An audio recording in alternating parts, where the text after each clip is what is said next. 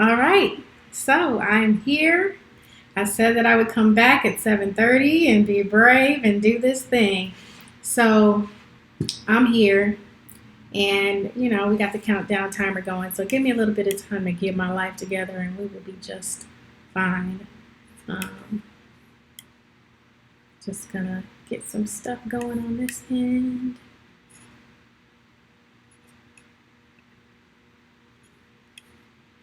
And of course, I don't have any music playing this week, but I'll make sure I'm better prepared next week.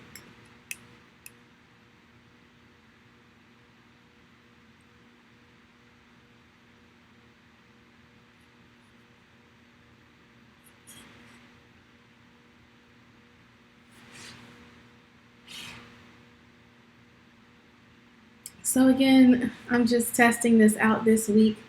We plan to do the thing for real soon. But I thought this would be a great starter.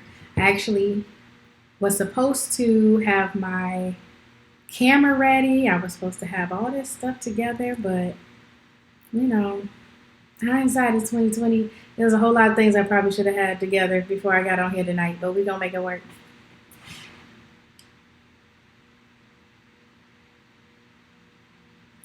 So if you have questions, make sure you put a Q and a semicolon, and I will be able to answer them and find them in the chat. Let me make sure I let you all know that on this end.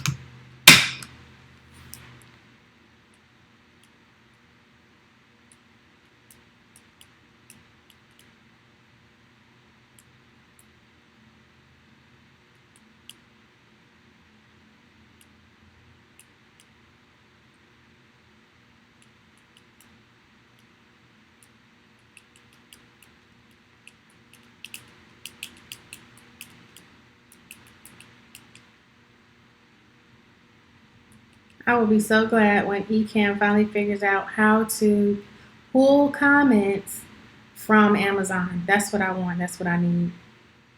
So hopefully we can get that. We'll get that soon. We'll get that soon. Yes, tonight's my first live, y'all. I did a practice earlier. Got that good practice going, but just trying to slowly ease on into this thing called live selling. Slowly, slowly but surely.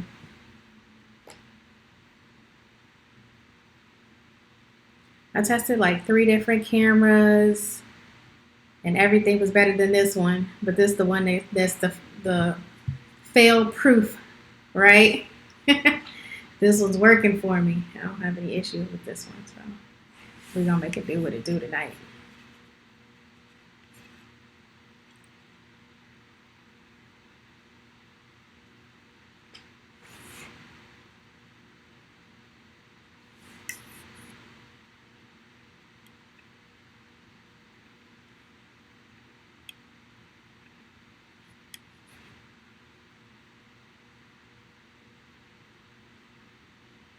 Mm-hmm.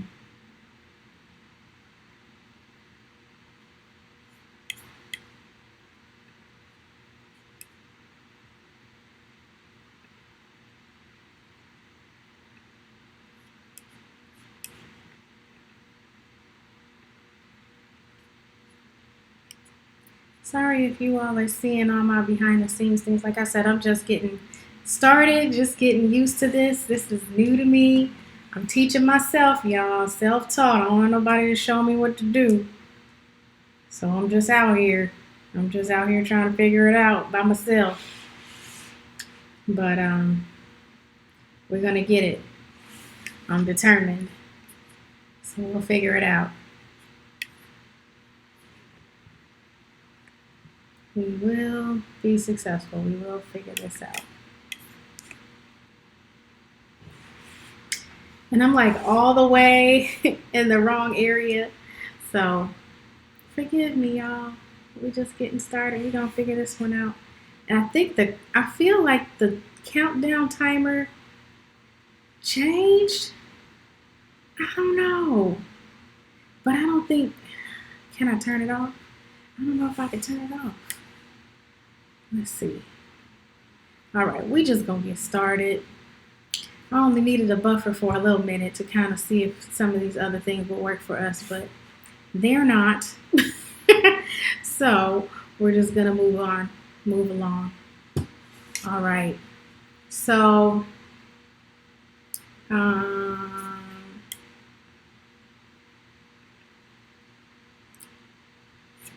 we go here, and then we do this. Oh, that ain't it. Go here and do this. There we go. So welcome, hello. I'm happy to finally be on Amazon Live. This is new for me, as I mentioned before. If those of you who are watching, who are just coming in, I'm trying to learn this tech thing, right? And I don't have a showrunner to help me figure it out because I'm trying to figure out how to do it myself, right? But today we're going to be talking about books that I love, my favorite books, and I wanted to share those with you. I'm a content creator. I am an entrepreneur, and I have done a lot in the diversity, equity, and inclusion space. So a lot of my books have to do with self-development and building yourself up specifically for those Black women who are out there, okay? And if you don't know me, my name is Amberly Carter, and today we're celebrating National Book Lovers Day, right? I thought that was the sweetest thing. Like, I love books. I don't know about you. If you love books, go ahead and write in the chat and let me know you love books too.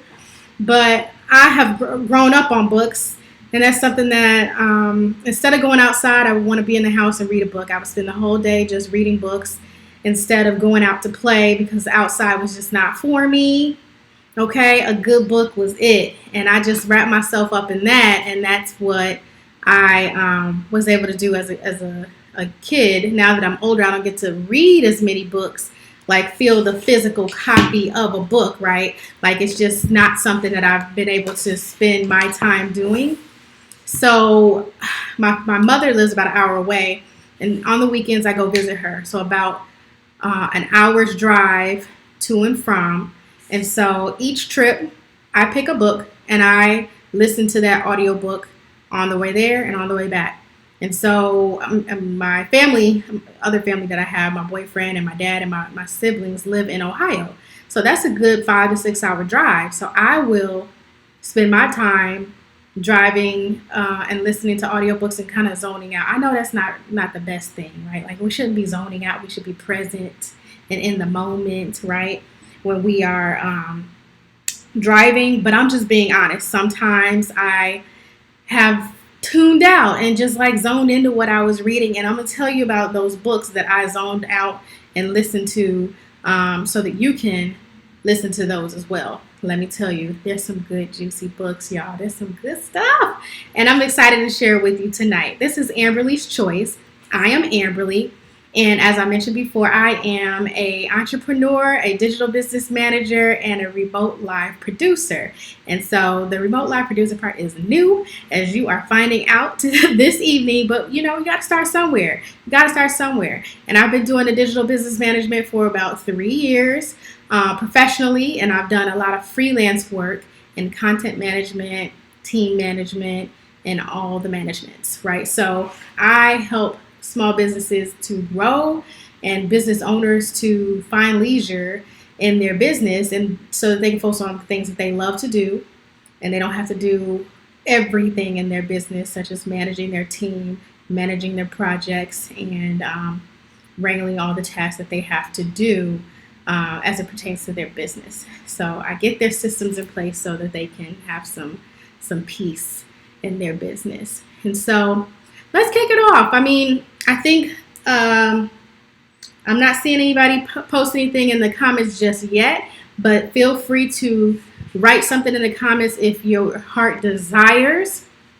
I am going to start talking about some of these books that I have in the carousel so that you can start shopping, okay? So one of the things that I love about Amazon is that this is a very unique and fun way for me to shop with you.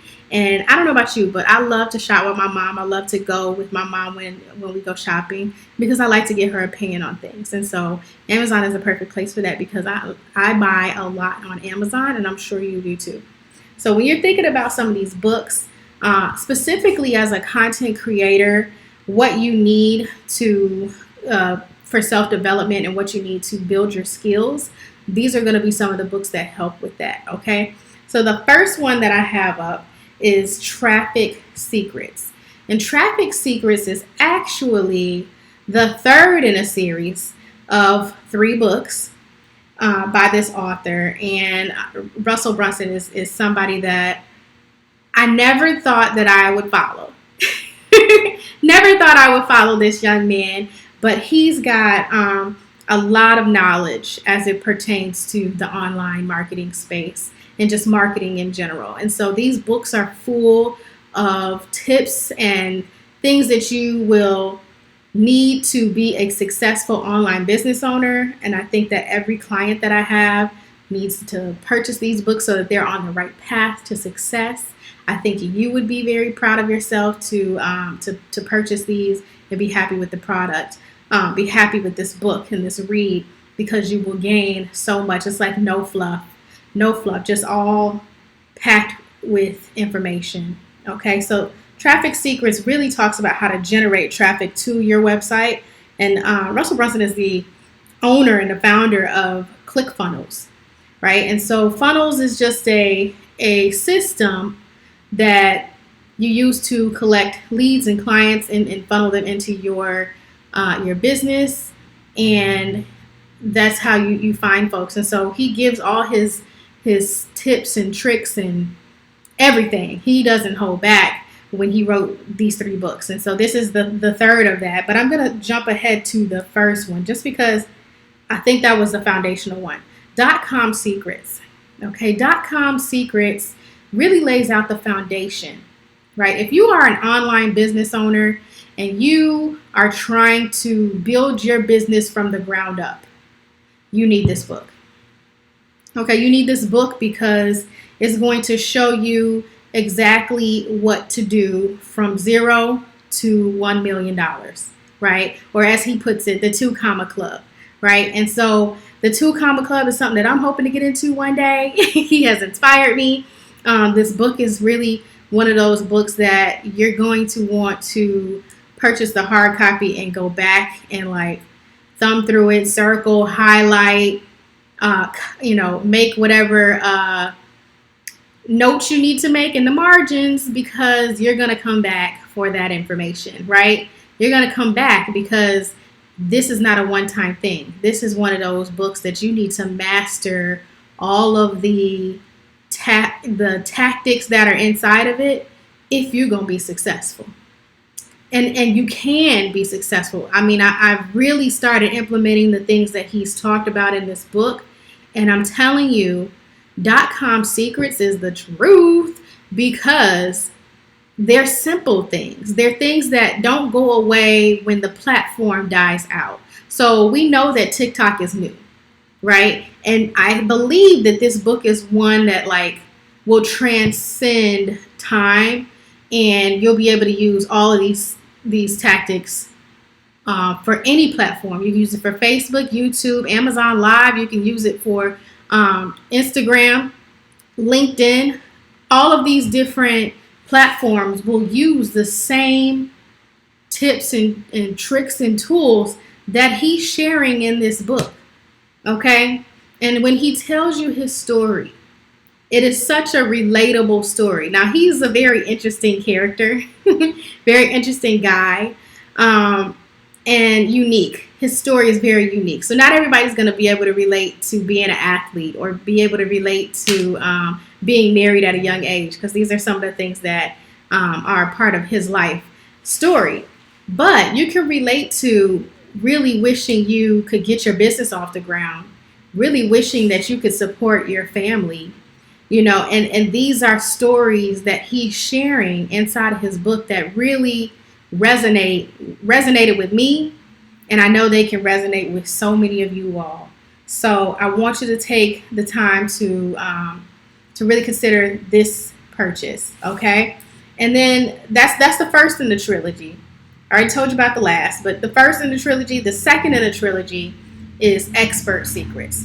Okay, now Expert Secrets. Whoa, he really outdid himself with this one. So Expert Secrets really talked about what it means to be an expert in a topic, right? Something that we can do like we're doing right now, talk for hours and not really have a script. And really it be passion and from the heart and building community around that passion. Building community and really starting a movement, right?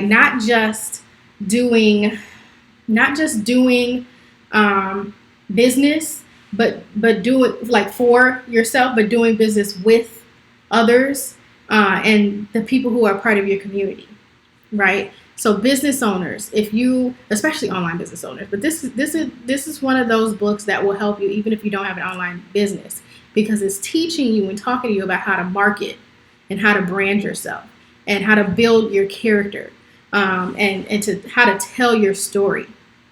And so I really, really thought this book was a great coupling to the other two because I read them out of order. So I read .com Secrets, and then I started reading Traffic Secrets because I thought I had a traffic problem. And he talks about that. He's like, yeah, most people think they have a traffic problem. But so my issue wasn't so much a traffic problem. You know, it was a lot of holes in my business at first that I had to figure out. And I learned so much from these 3 books that really set my business on track. And I believe it's the reason why I'm being consistent in the work that I do now and managing business the way that I do in a professional way and not treating it like a hobby. Okay, so that is that's .com Secrets. Then you moved on to Expert Secrets, and we talked about Traffic Secrets as the last one, right? To really fill that funnel. So I want to tell you about the very first book that I ever had that deals and relates to my business as an entrepreneur. When I was younger, my mom purchased this book for me called Pro Blogger.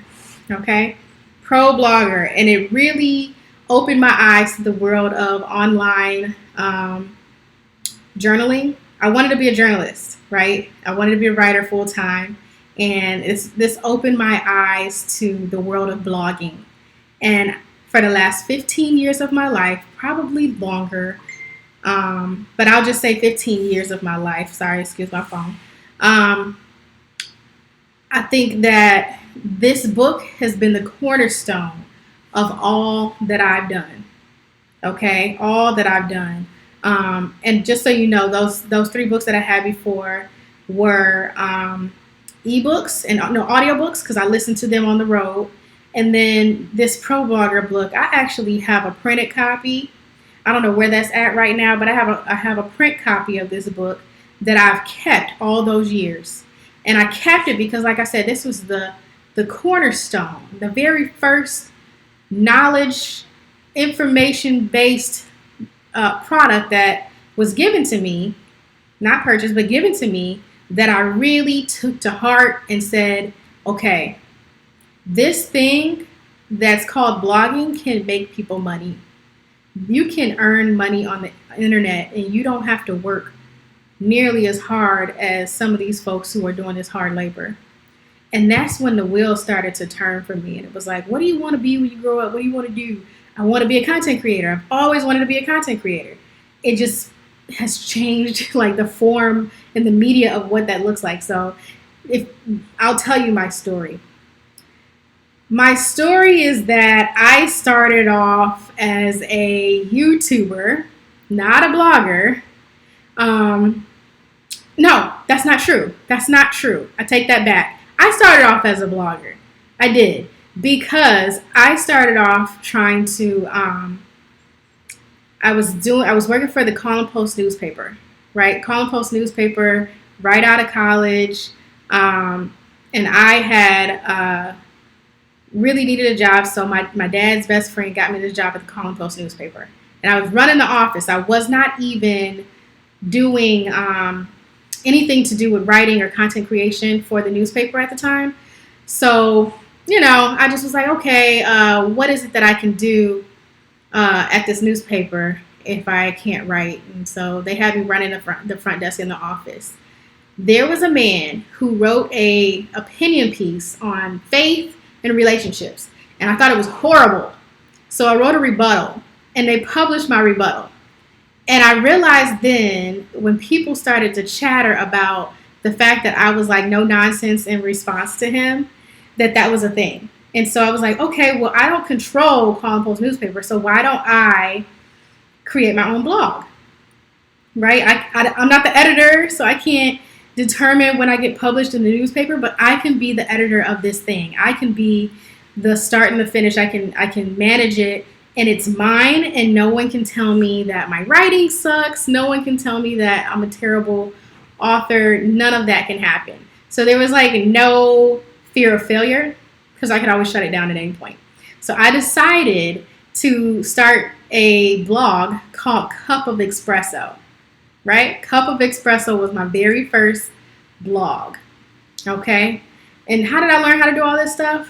I'll tell you. Like, I learned how to do blogging from doing a tech volunteer project for my sorority with children. And so, probably shouldn't have even had kids on the internet writing anything, given all that we know about the internet now. But at the time, we didn't know any better, right? And we were monitoring it very closely. So we started this thing with the kids. That taught me how to do the thing. And then I started writing for the newspaper when I realized that I could do more with this is when I started my own, right? So I started my own blog, started writing that. As I started doing more of the relationship and spirituality, I was like, that's not really where my interest is. I just kind of fell into that. So I decided that I was going to use what I learned in the Pro Blogger book to expand and do more.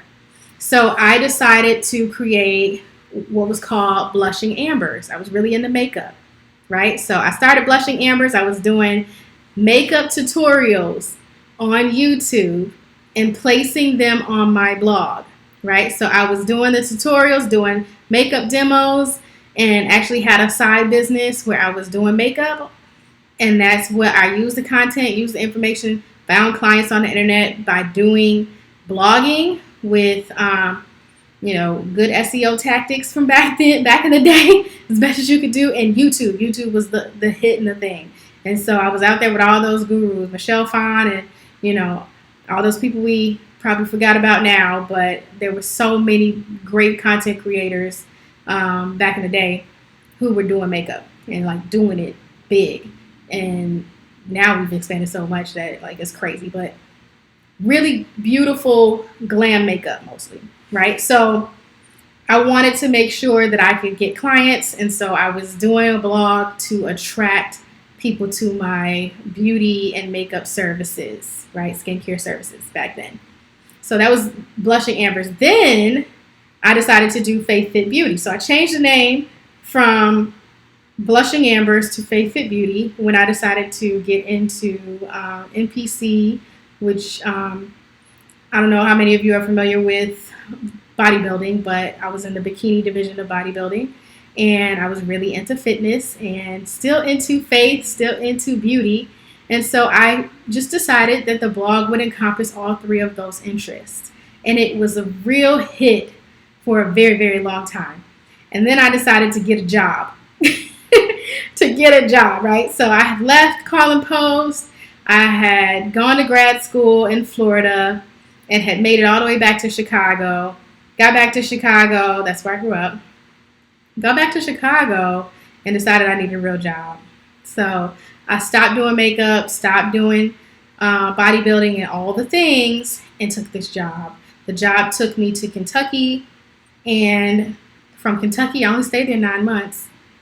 And I stopped writing about that point, right? So my business kind of tanked because I was in this small little town in Moorhead, Kentucky, working for a school, right? So I had stopped doing all the things that I had learned inside of this book. And I feel and I truly believe that if I had stuck with the advice that was given to me in the Pro Blogger book, that I could be so much further ahead in my content creator career than I am now. So I've always kicked myself for not following through with all the things that I learned in this book, because it truly was just great information that has lasted and tested time. Like, you can still use this now, even though it's something that was published a long time ago. All the information is still relevant to today. So I recommend this book, hands down. This was, like I said, the very first book that got me into content creation in a way that made me money. Right? I profited from this advice. Okay, so that was the first one. The second one that really kind of helped me see things in a different perspective, different light, was Influencer.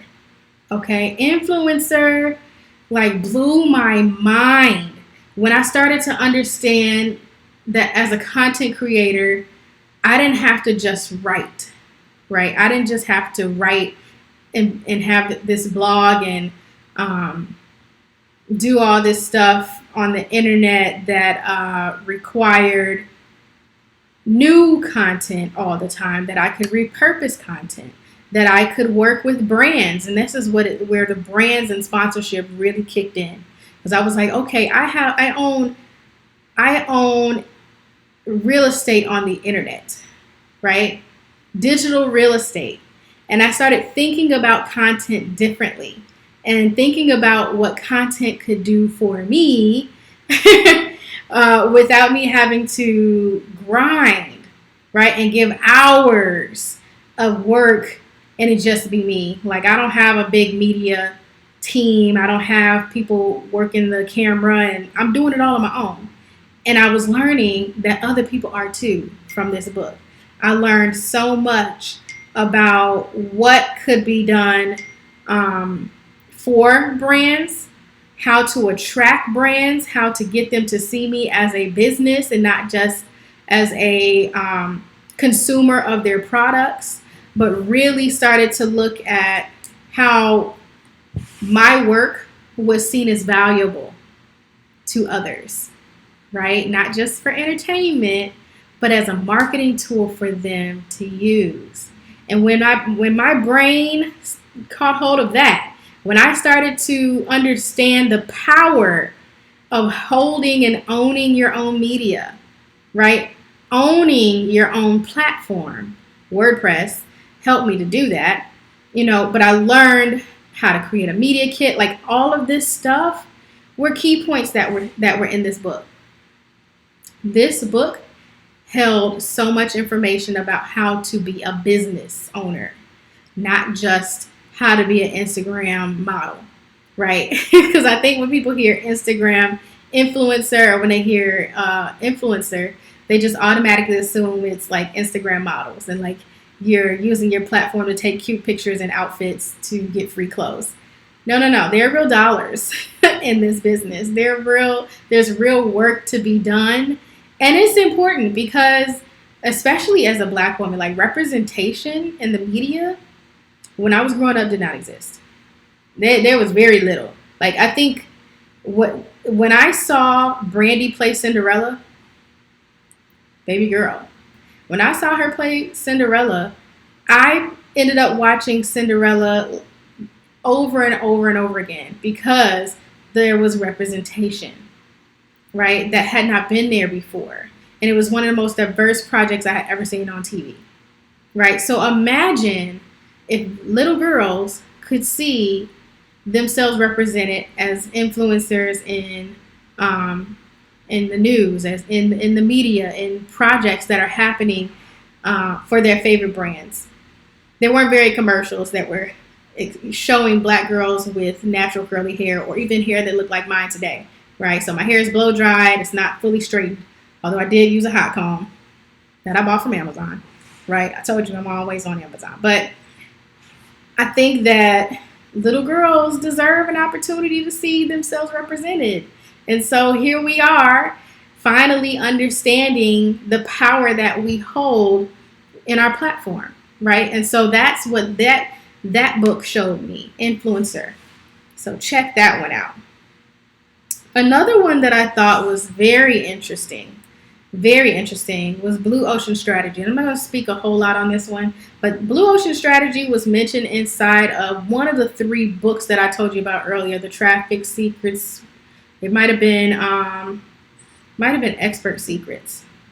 I don't think it was .com Secrets, but one of those 3 books mentions Blue Ocean Strategy, right? And that's because they wanted to pay homage to the authors for this concept. And it's the idea that the blue ocean, you want to be in a blue ocean, not a red ocean, right? If you are in the red ocean, then that means that it's full of blood and there's too many people in that ocean. That means that your niche is not very niche. You're doing something that everybody's doing, and everybody's already in that space. And so the sharks are out to eat up all the little guys. Right? That's what that's about. But if you're in a blue ocean, then that means that you have gone to where your audience is. You didn't wait for them to come to you. You've gone to them and you're serving them, and you're one of the few. But in order to do that now, you have to be very niche down. So there's not very much room and opportunity for all the big things that we see, unless you grow up to that point. You really got to kind of like go and seek and find where your audience is. You got to find them and where they're hanging out. And once you find them, then you can start to serve them, and they'll be looking for you. You're the only person who does what they do, and they need what you have, so you're valuable. And so that is the blue ocean strategy. You got to get in where the blue ocean is, and not where the red ocean is. Okay? So let's get into some of these, like self-care. I know you want to hear about those. So this was new. This is a new purchase that I got, Self-Care for Black Women. And it's really like one of those books that you keep on your coffee table. And if you're feeling down, you can pick it up and read different tasks that you can do to turn your mood around, to really practice self-care in your day-to-day life. How you introduce that is really a personal choice. And so they give several different ideas on how you can really practice self-care. And not fake, like, I'm going to listen to music, It's really more like, in-depth. Think about these things. Think about what makes you happy and how you can incorporate that every single day to practice self-care. And as someone who works in diversity, equity, and inclusion from my 9 to 5, I be needing a little break, And you don't always want to drink wine. You want to go for things that are going to be healthy and make you feel good and make you feel like you're contributing to others, or even just, and that's that. Contributing to others in a way that's healthy, learning your capacity, understanding when you need to just make it all about you, right? So that's the book for that. And then this next one, let me tell you. In fact, I'm going to scroll to the actual book. Is it? No, that's the journal. I'm going to go to the book. Okay, this book, I got to pull up the big one for you. All right. So I keep them here. I just put this together, y'all, and I'll tell you about this bookcase in a minute. But this was the self-care book that I was just telling you about. Self-Care for Black Women. I think y'all can see that. Really good. I love this. 150 ways to radically accept and prioritize your mind, body, and soul.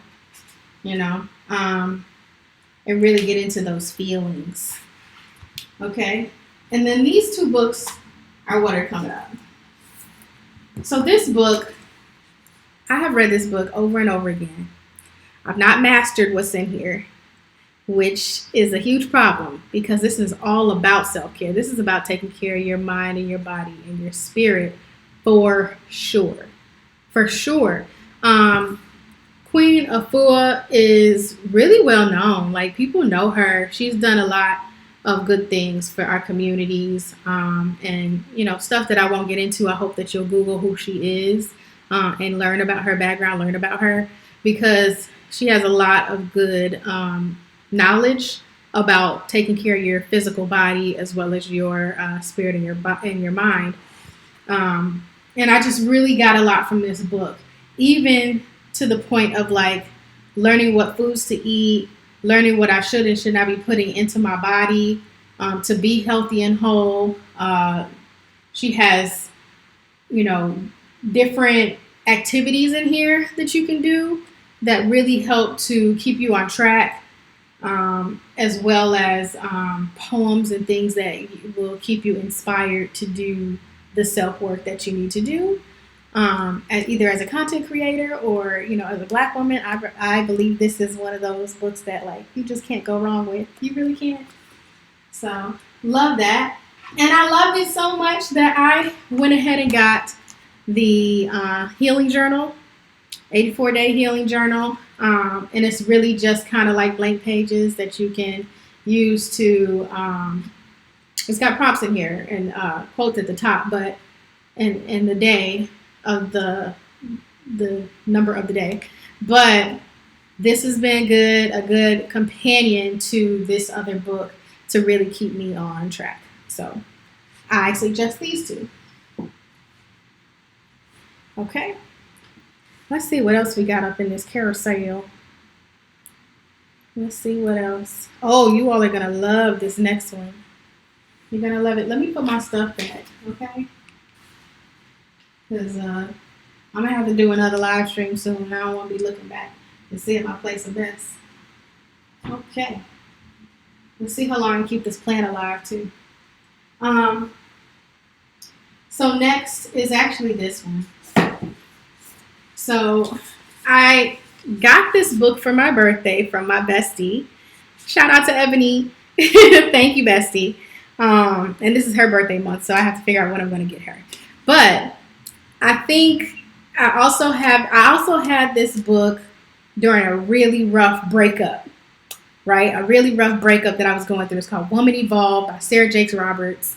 And it helped me like almost overnight to snap out of the depression that I was feeling after being dumped, basically. And so I really have so much respect for Sarah Jakes Roberts after listening to this book, because I did it on audiobook when I was going through that rough patch. And hearing her in my voice, and she does the reading for this, y'all. Like, she didn't hire out and ask somebody else to do it. She does it herself. And so if you ever seen a video of hers, you know she has a lot of passion.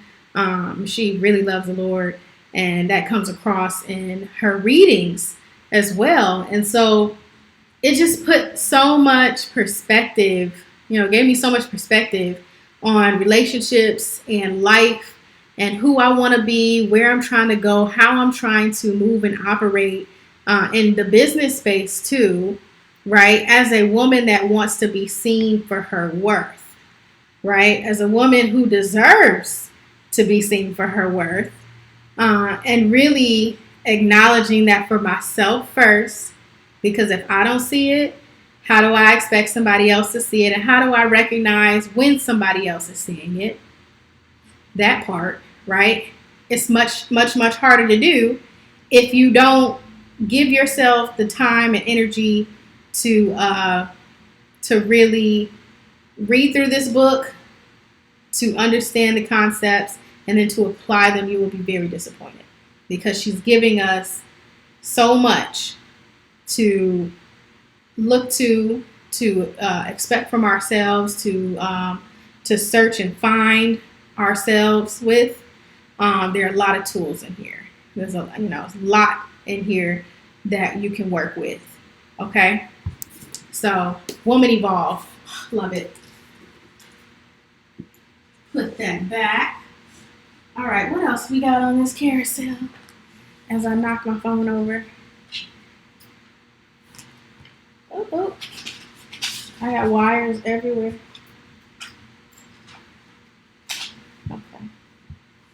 Okay. Tangled up. All right, so now I'm going to move back into some more tech stuff. And that's everything that's like above my head. I don't know if you can see these books. I'm not going to take those down. I'm just going to tell you a little bit about them, okay? So automated inequality. I'm going to tell you about all of these at one time. So automated inequality. I have weapons of math destruction. I'm going to skip over this other one because I really want to get you in depth about that. And then race after technology, globalization of everything, data, feminism. I want to talk about all those at the same time. So these are all my tech books. And they came after reading the one that I told you I was going to skip and talk about in a minute. I became obsessed with understanding algorithmic oppression. Okay, and I don't know how many of you know about the algorithm. I don't even know if we're allowed to say the word algorithm, right, without stuff popping off. But I wanted to know how I show up in search engines and how that works, right? Like I knew that the spiders that are inside of search engines do not know how to read my videos on YouTube, right? But I knew that they understood how to read tags and categories and anything that's basically written, just not video and audio. So I had a basic understanding of what the algorithm could do and why it was powerful. I think the challenge came in understanding the science behind how it all works, right? And because I understand that a computer can't give you anything that you don't tell it to give you, right? So there are filters that you create and design. There are it's a system, right? It is a machine. It is a computer. And so in order for it to compute, you have to program it to do that. You have to program it to tell you these things. And so I have been doing some research, and by research I mean all these books you see here, and really trying to understand from the scientists what they believe is our inequality problem on the internet.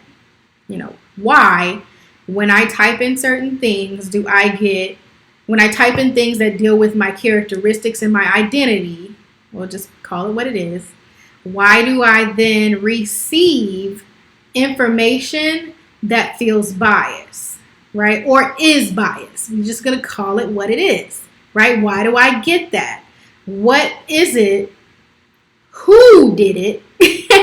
Who did it? Who created this so that it would give something that's negative about who I am? And I strongly believe that what is put out on the internet is dominated by the people who pay for the advertisement, right? And these books confirmed it.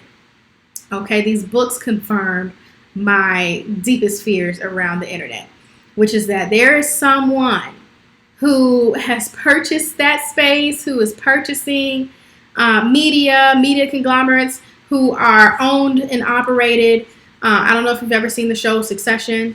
It's the same thing. Like you're owning the media. You get to determine what's aired. You get to determine what populates in the search engine because you pay the advertising fees to be seen. And that's just the real of the real. Okay? And so these books that are in this carousel that I mentioned to you, right?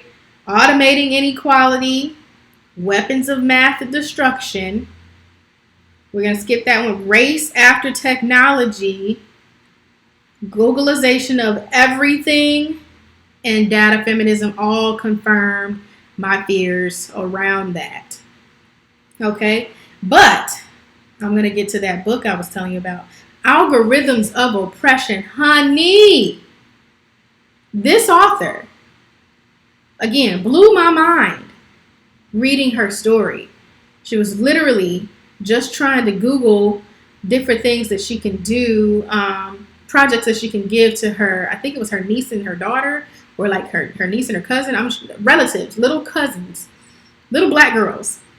She Googled black girls, and things that were inappropriate popped up. And I think that startled her to the point and shocked her so much that she was going to give this project to these kids, and this thing was going to pop up, and she was going to have to explain it to the parents about how that happened.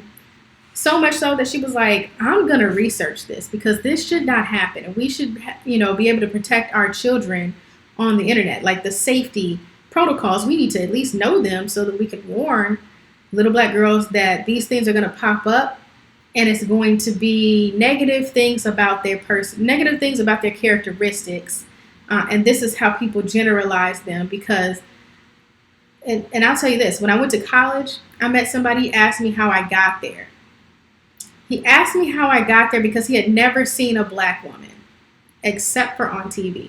So imagine, and the internet wasn't really huge when I went away to college. I mean, it was a thing, but it wasn't like huge. Google wasn't really huge when I went to college. I know I'm dating myself now, but you'll never guess how old I am because I look very young.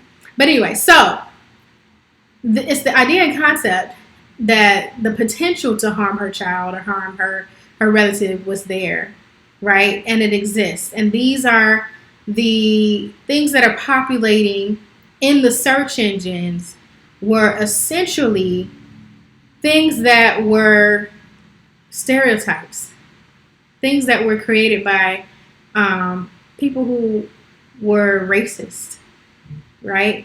They created these things, put them on the internet, and then drove up the traffic for those things by buying advertisement so that when those keywords were placed inside of the search engine, when you search for black girls, that their stuff would show up, that deliberately tore down little black girls, deliberately tore down people's identities and marginalized them.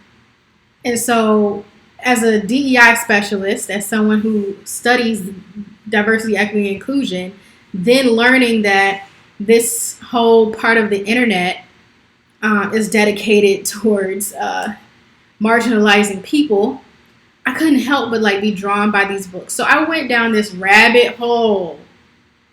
Let me tell you, trying to understand this concept, trying to understand how we could possibly get to a place where we were saying we don't care that this is the result that's produced.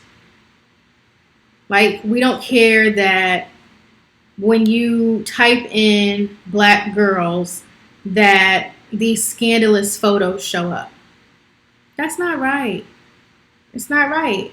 And so, not to make anybody out to be the enemy, right? Because there were updates made afterwards. Learn that towards the end of the book.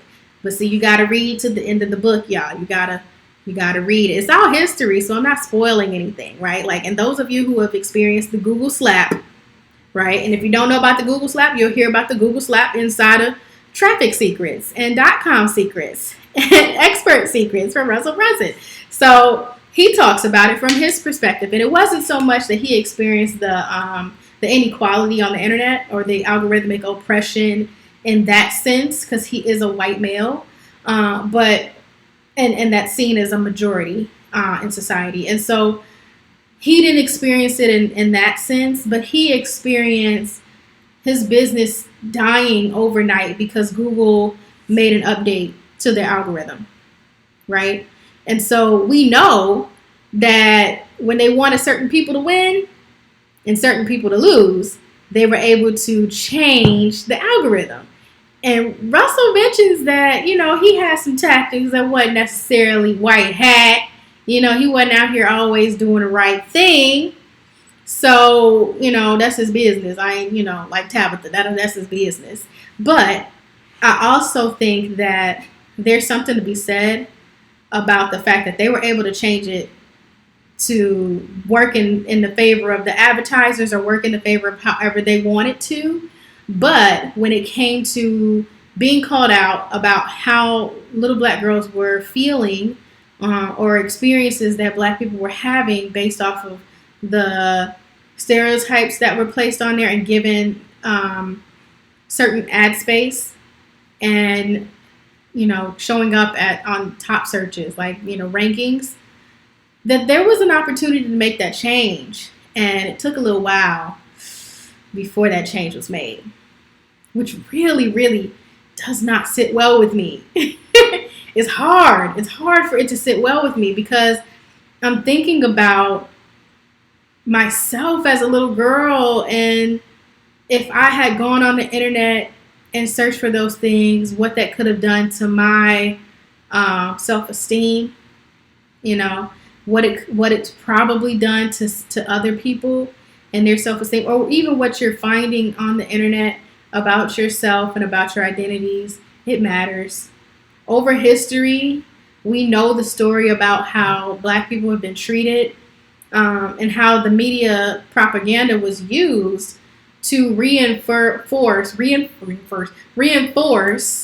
ideals and ideas about Black people in order to keep them oppressed, right? So the propaganda, when we think about movies and magazines, all holding European beauty standards as what is the most beautiful woman in the world, most beautiful people in the world, and how I'll never be that because I can't change this. There's no way I can change this, right? That's not happening. So I'll never measure up. At least that's what the thought process is. And so I think that it's very important that we read books that teach us the truth and bring some understanding to how we all got here, right? And that may not have everything to do with what it means to be a content creator, but it has a whole lot to do with how we understand the world.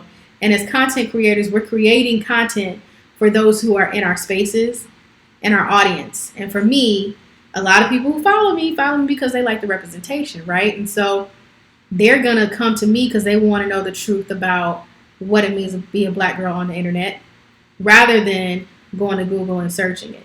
Because now they know that if it happened before, it can happen again. And so we got to be careful where we get all of our information from, which is why The Googleization of Everything is such a good book, right? And the Algorithm of Oppression, she tells her story, but I appreciate that she shares the history of Google coming into the picture, understanding that they're not a search engine. They are a search engine, but they're not a search engine first. They're an advertising agency first, right? That they're who you go to when you want to advertise, and so advertising dollars matter. And it takes precedence over all things because they're running a business, right? They also got some other information in there about their company and the things that they're interested in and how they're using their power, that people should pay attention to, right? And so these books have just opened my eyes to the world that is the internet, right? And these search engines that aren't really search engines first, that are really marketing and advertising companies first, right? That doesn't mean that you can't go to their site and search, because clearly that's what we be doing, right? And we always say Google it.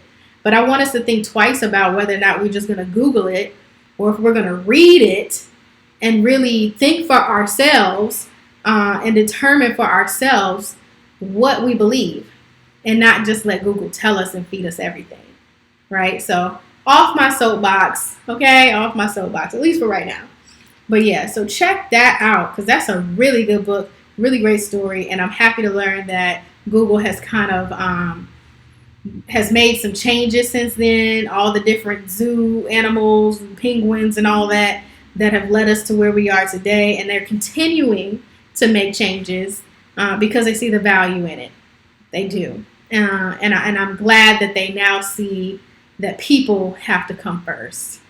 People have to come first, and I don't know how far along they've gone, so don't shoot the messenger, but just know that we got to stay open and honest about these things. We got to be paying attention and looking and seeing just, how far do we have to go to search for a thing, to understand something, and to really seek the truth, right? It's work, and I know life is already busy, right? Like, we're already doing so much.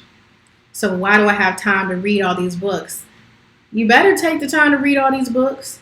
I know that it's National Book Lovers Day, but honestly, we need to all become book lovers because that's where the content is, And they say if you want to teach something, you need to bear. If you don't want black folks to know something, you need to bury it in a book.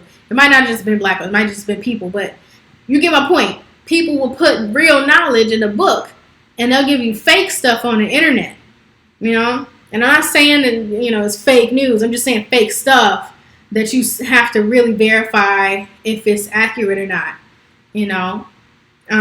which is sad. We want to be able to trust people in our community. But the truth of the matter is that we need to go to the sources that are more credible. And a lot of times the sources on the internet that we're Googling and we're searching that pop up on that front page aren't always the most reliable. They're not always the best, right? They're not always the best form of content either. So consider that. So I also want to mention Design Justice because I just thought this was such a neat book. This book, I actually have heard about the conference that's connected to this book. I won't go into that, but there's some folks who wrote this book who do other work in the community. And so this is really a compilation of the forms that they create, right? The formula they use and the the systems that they put in place in order to build their communities up in the world of tech, right? How they're using tech to better the community. And I think we all need this, right? And it's not always about money. Sometimes it's just about putting things in place, like systems in place that work best for those communities and giving the resources to them so that they can grow and expand. And so I thought this book was very interesting because I'm into social justice and DEI work, but also when developing program and really thinking and considering who's in the space, who's not, why are they not here, how did we get to a space where they weren't here, or have they always not been here, and what can we do to create more access? I've always been told that access is the greatest form of social justice. I love that quote. Great access is the greatest form of social justice. And so I keep that in mind. And so reading this book was like, man, this is the answer to how to create access, how to form and create space for those folks who don't have, right? How are we going to do that? This book kind of brings us to that point. And she teaches us exactly how to do that. As far as like what's inside this book that has been helpful for my career, I think it's the outlining, and I really should just say laying out exactly step by step what needs to happen, right? So other things that I thought were really cool, I want to say this before I forget, is that I didn't know that people used to have hackathons, like not for real. Like I've heard of hackers, but I didn't know that they exist in that capacity where they're having like competitions, right? Like this is a community of folks who hack, and that they hack in a sense of a way to show activism. And so it details the history of hacking for activism.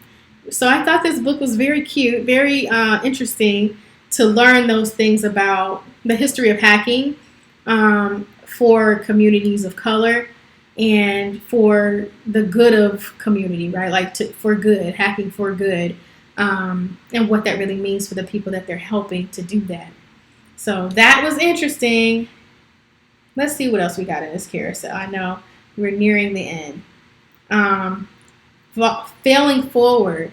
So that's this book I have right here in front of me. I showed it to you, flashed it across the screen a little earlier. Okay, I don't know. Can you see that? I got all these cameras and lights. I don't know if you can see that. But yeah, so Failing Forward. I am currently reading this book. And this is a book that has been around for a while, so, it's not like it's new. In fact, let me see.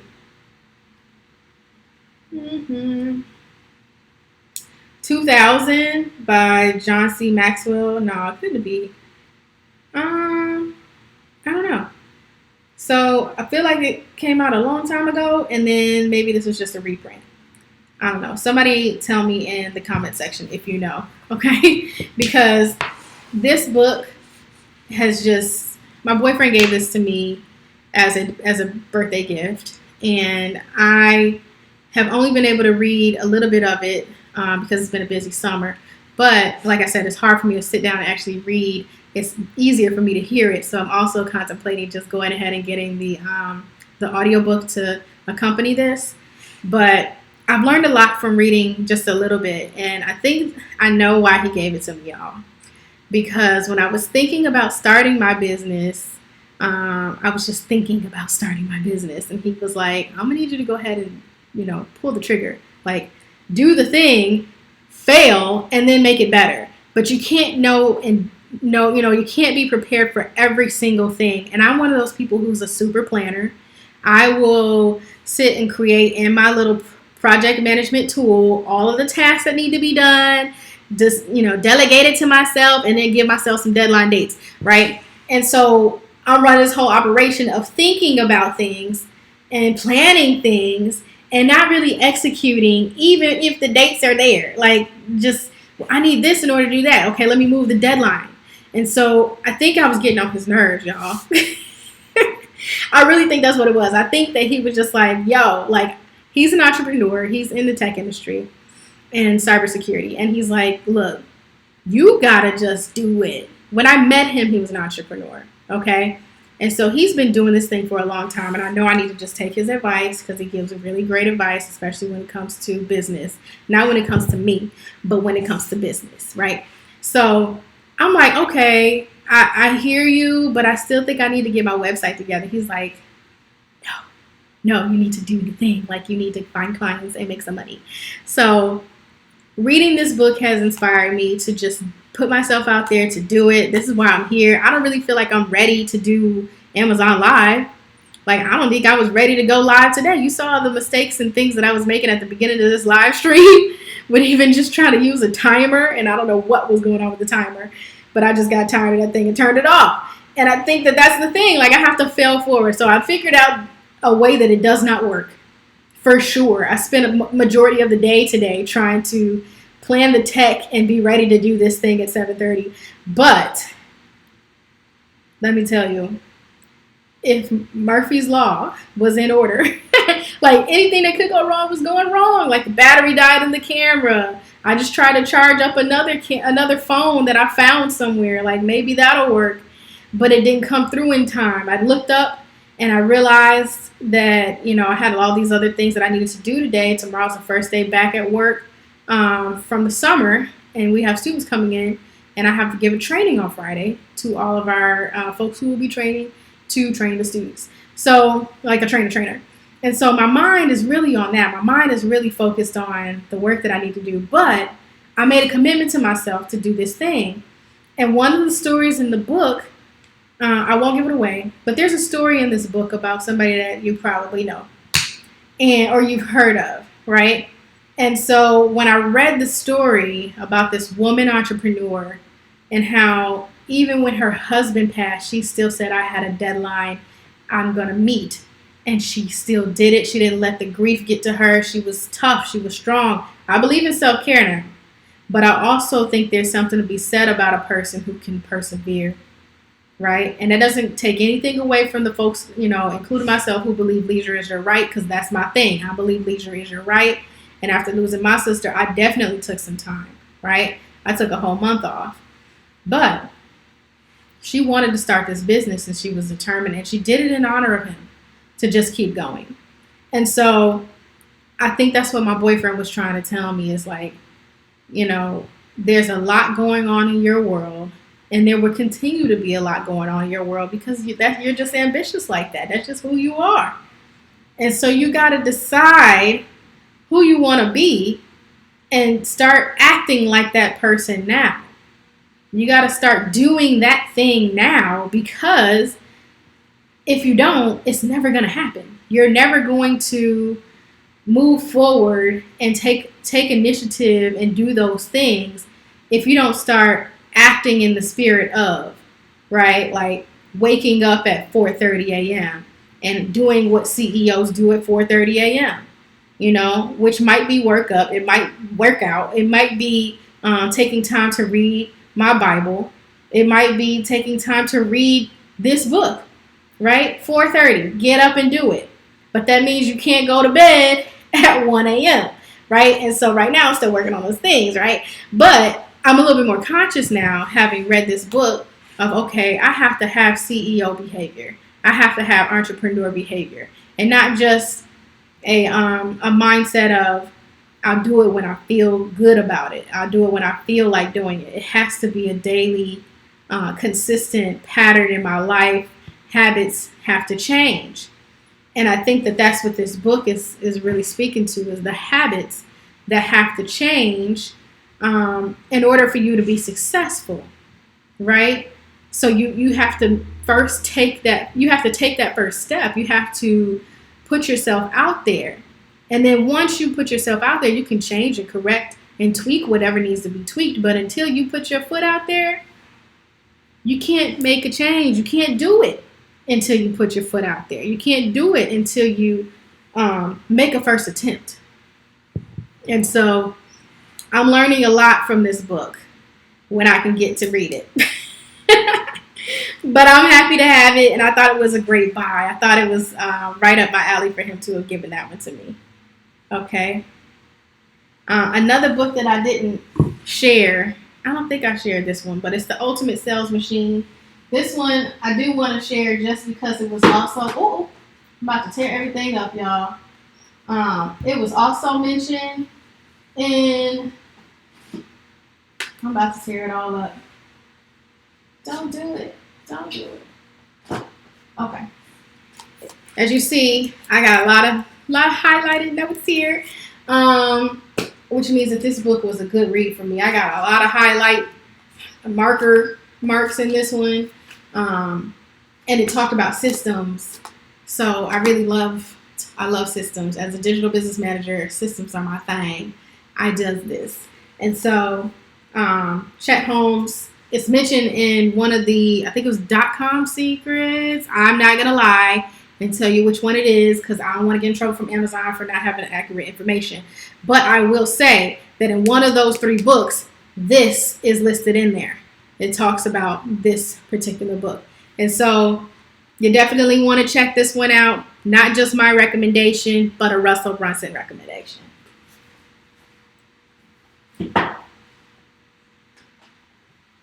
All right. So what else do we have in the carousel? Let's see. What else? Ooh, Right Within. Okay. So Right Within came at another really great time. So I was having some challenges on the job with it wasn't my supervisor, but it was someone who was in a leadership position who continuously said things that I thought were insensitive. And I thought that this person really could use some more DEI training. However, because of the position they held, no one was going to hold them accountable. No one was going to check them. And I was getting to having my last straw and ready to check them myself, with all my, sassiness that I possess. I was getting frustrated, and I didn't know how to deal with that, because I did understand that some of what I was experiencing was probably from not having healed from past traumas that were racial traumas. And I knew that I was dealing with quite a bit of racial battle fatigue. And so if you don't know what racial battle fatigue is, or racial trauma, these are diversity, equity, and inclusion terms. But the reason that language is important is because there's a lot that happens on a job specifically. This happens throughout the world, but on a job specifically, when a black woman like myself, and this is not everybody but myself, I'm going to just talk for myself. When I take a job, I have to consider things like, how am I going to be treated because of my hair? Do I need to wear my hair straight every day to feel like I fit in? And that really will determine whether or not I feel like I'm a fit for a job somewhere, or a fit with the company, right? Depending on how much am I going to have to assimilate right? How much of myself am I going to have to give up in order to fit in? And so as I started this job, I recognized that it was very uptight, which I am not, as you can tell. I'm wearing orange today, y'all. And I would totally wear this to work. I wear brighter clothes. I'm not even really like a bright clothes person all the time, but like every now and then I want to wear a good sneaker to work. I don't know that you can do that at every job. I want flexibility. I want to be able to work hybrid. I want to be able to do my own thing. And I want to be able to vocalize that without feeling like I'm going to be mistreated because I said it and I wear this skin yet again, right? And I said it and I'm wearing the skin. So now I match the stereotype that you have for the people that I reflect, right? So this person was making these comments, was doing these things in meetings, like cutting me off, trying to speak on my office when they were not even a part of my office, as though to say I wasn't intelligent enough to speak on it, or I didn't hold authority or position to speak on my own said position in the work that I do, the work that I got a degree in and have been doing for more than 15 years. It was really frustrating. And I was dealing with that on top of not having healed from past traumas that I experienced with supervisors, right? Particularly Black men, right? There was some other folks, but Black men, and the history that I had with them in the workplace, I really struggled with letting some of that go so that I could be stronger and do more without that burden. I knew that if I let that burden go, that I could be better, be a better employee, be more present, and not take everything so personal, right?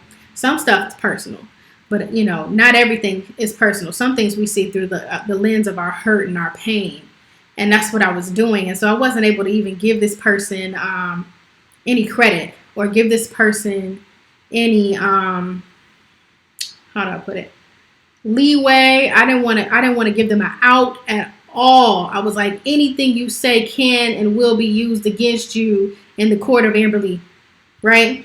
And so I needed to check myself before I wrecked myself.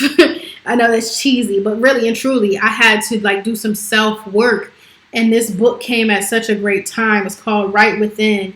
And I really needed to hear what was in this book, because this helped to release a lot of the anger, to take the pressure off, take the burden off of carrying so much of that weight that I was carrying around that racial trauma over the years, not just from this current situation, right? And so I gained so much from this perspective, this angle, hearing these stories. She shares a lot of stories about her own racial trauma and racial battle fatigue, and how she was just so tired of all these racial insinuendos and microaggressions and macroaggressions and all the things. And I've been in the same boat. I've experienced a lot of the same things that she's experienced, and they were very real to me. And I know they were very real to her. And so just finding someone's work that was able to put that all into perspective for me, and then to say, you can heal from that. You don't have to hold on to that. You can let that go.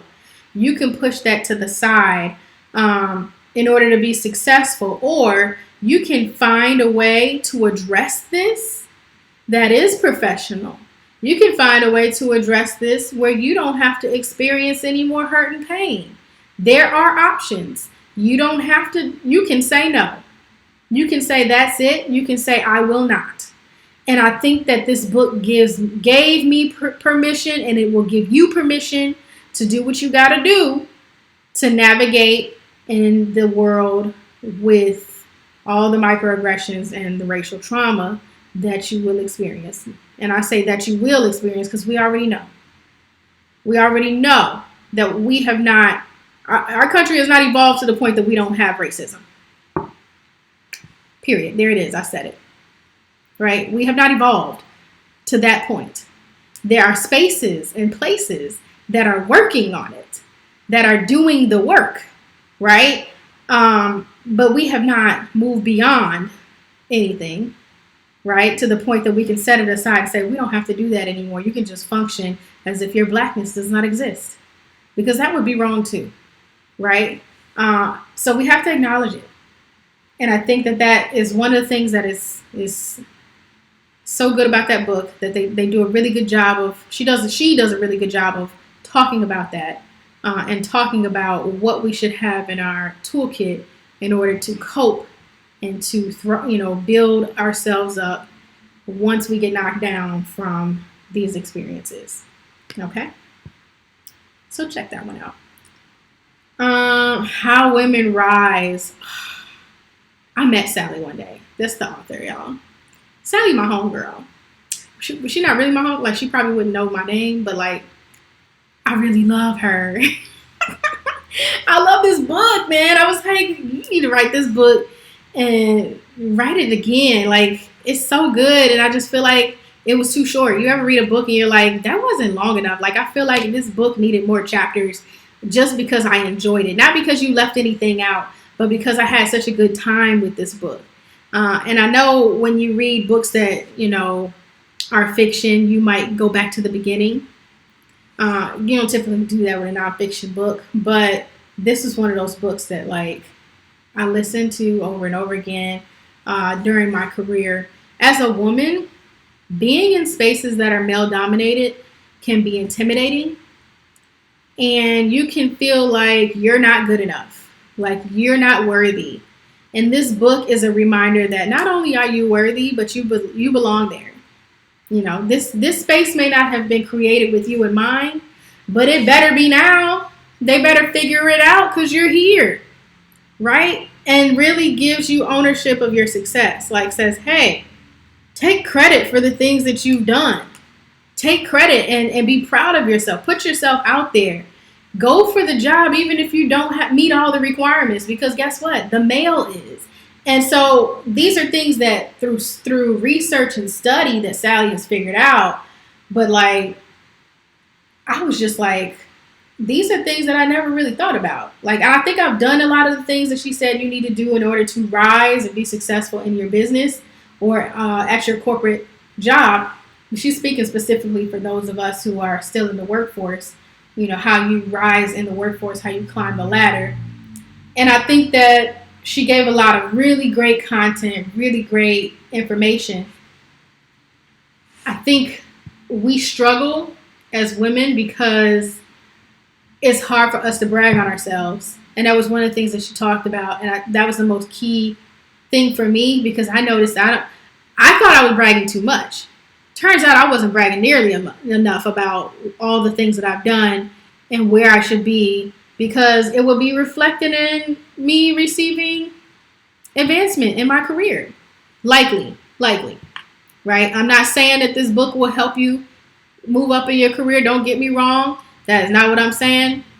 Don't send the Amazon police for me. I'm just saying that when you apply yourself and you give 110%, you can be much further along, right? So why not use the tactics that are in these books to help you get further along? Help you feel more confident. Do what you got to do. Put yourself out there.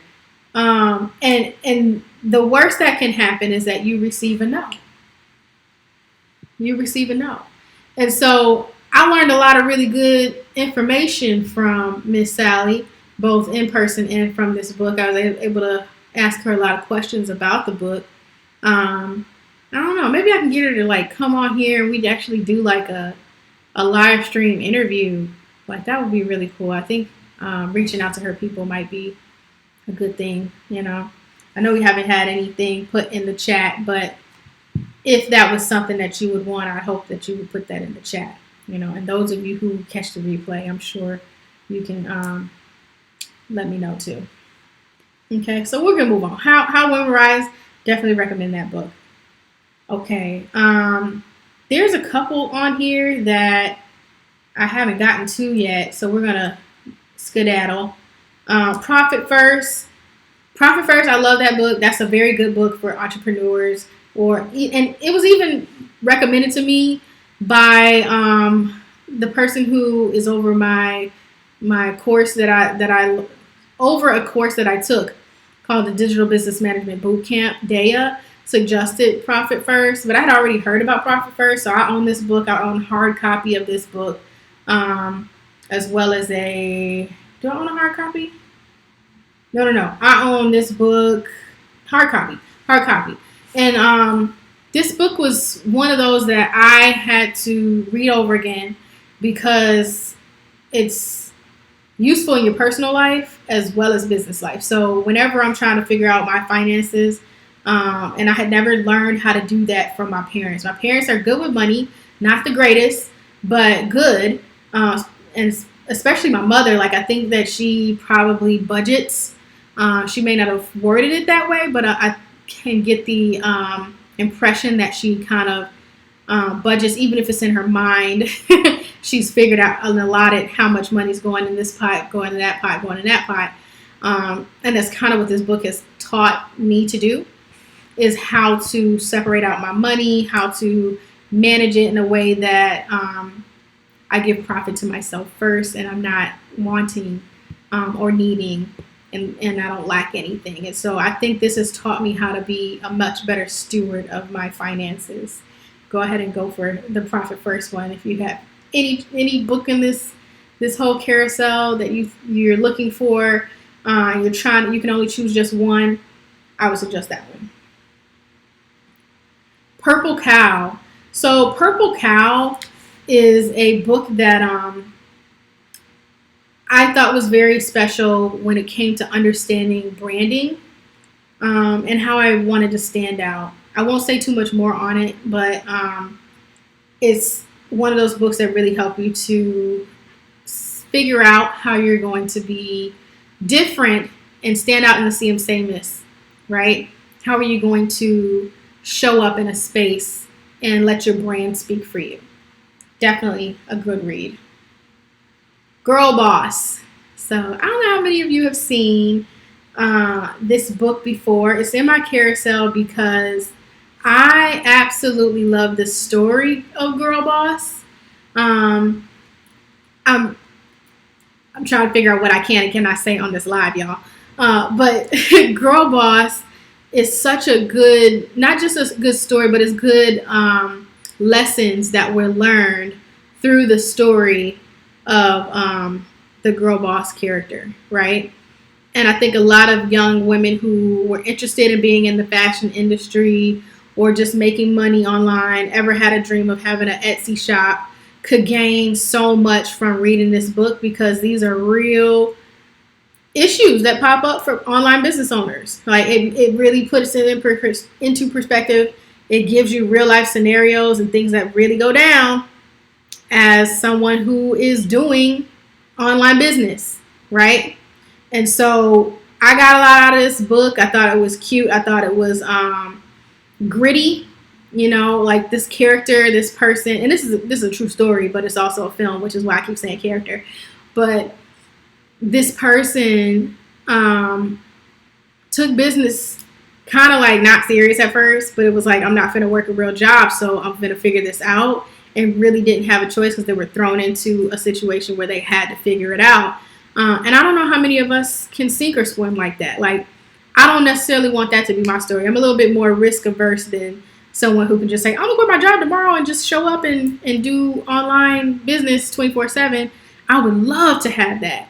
I am not there yet, y'all. Like, I am working on my courage, working on the craft. That's why we're here tonight, because I'm not there yet, but I will get there.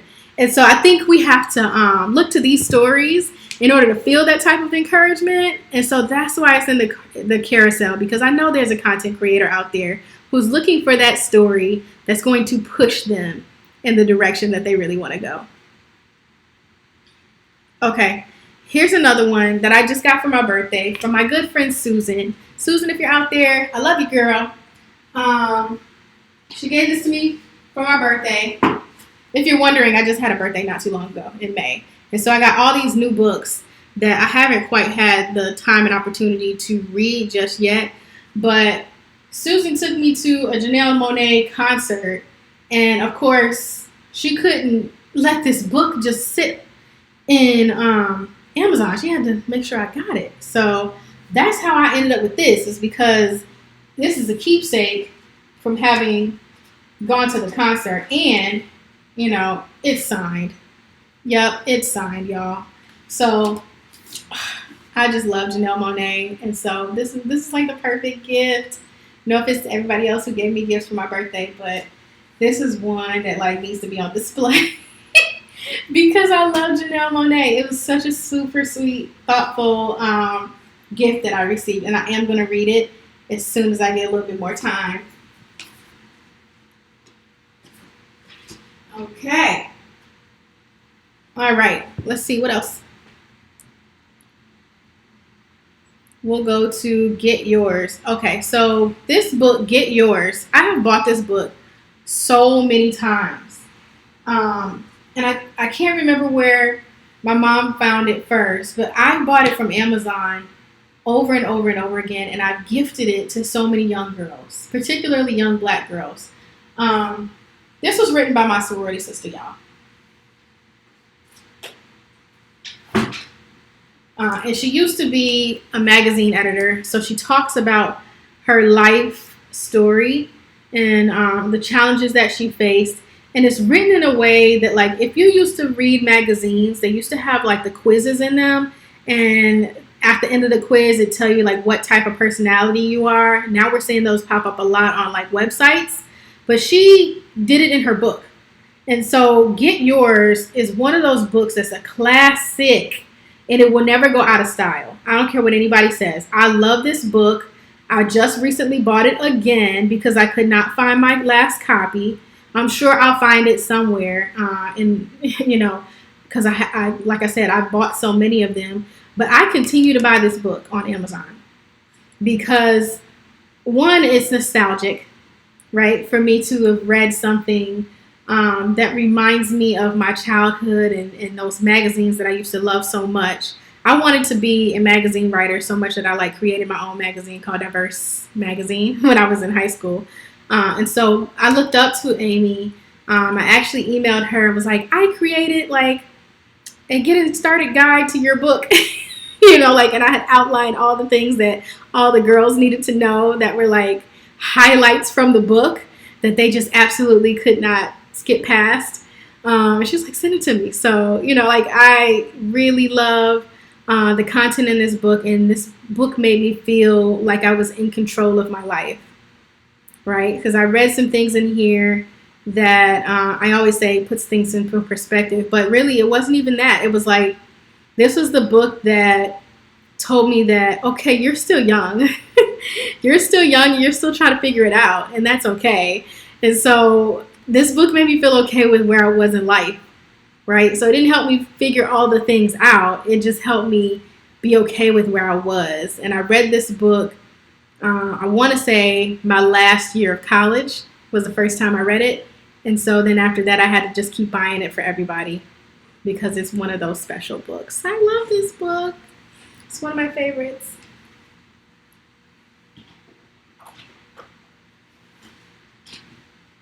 All right. So I think I saw this one in the carousel. Okay. This one. Unapologetic Guide to Black Mental Health. I've read parts of it. I haven't read the whole thing. Okay. But it's got stuff in here about spirituality.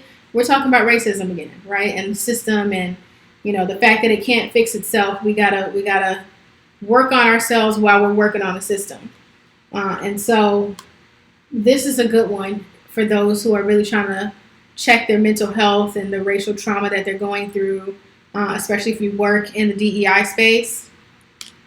Baby girl, get this book. So it talks about it says navigating an unequal system, learn tools for emotional wellness, and get the help you deserve. Right? So, just because we work in these spaces and in these fields doesn't mean that we know it all and that we get it right every time. We don't. And then we have to sit with that and you let it fester and it grows and it becomes an issue. So you want to take care of your mental health at all costs because if you can't preserve yourself, then you can't continue to do this work. So make it a priority. Get the tools you need. tools can be books. So get the tools you need to be successful. All right.